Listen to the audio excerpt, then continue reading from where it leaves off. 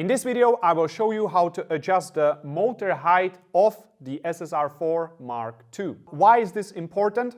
If the height of the motor is incorrect, either putting too much pressure on the internals or not having enough contact surface with the gears, that can lead to extra damage, extra wear and tear, and stress on the whole system, which is something we don't want. Now, the whole procedure is very simple. You just take the Allen key, you don't have to open it even, you just stick it through this hole right there. You will find the set screw, you make sure that it's in there, and now we can already start adjusting the height. It's literally just turning the screw in for more pressure, turning it out for less pressure. Before we start, important thing, we will be shooting the gun. We need to hear the sound of the replica. So that's why we need to plug in the battery, and we need to verify that there is nothing in the chamber. I already did that. Look in there, see that there is nothing in there, especially if you have the BB retention function. If there is still BBs, point in the safe direction and shoot the BBs out into something that you are not willing to destroy. So we will just verify also upside down. If there is BBs, the gravity will help to feed them. Now we are ready for the adjustment. Before you start, check that there is nothing there, just in case. We will take the Allen key, and just like I showed you before, we will stick it into the set screw, and we will make sure that it's actually in the set screw and we are actually turning it. You will be able to feel the resistance of the screw. What we will do is that we will turn it all the way in until you start feeling extra resistance. Once it's too hard, don't push it too much. It's absolutely not necessary. For the purpose of this video, I will fire the replica, but it's not necessary in your case. You are putting extra wear on the parts because now it's all the way in. Just so that you can hear it, let's see how a bad sounding replica sounds.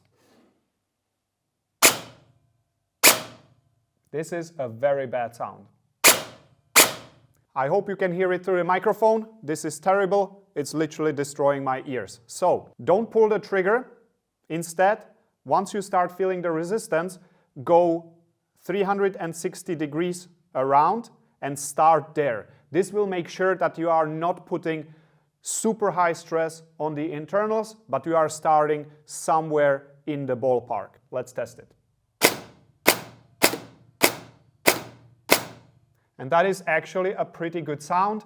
Now I will just verify by slightly releasing the pressure if I can get a little bit better. It got a tiny bit smoother. Not sure if you are able to pick that up. This is a very good sounding replica.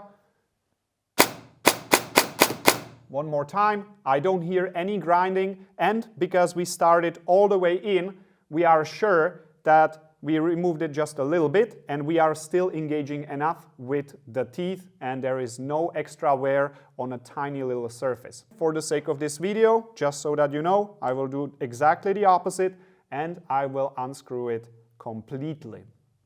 Now, depending on the replica, maybe you don't have exactly SSR4 Mark II, two things can happen. Either it will still fire, it will still sound kinda okay, but there will be just a tiny bit of surface area engaging.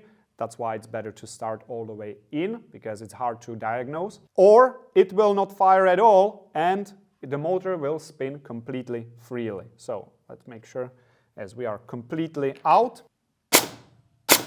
And actually the sound got worse.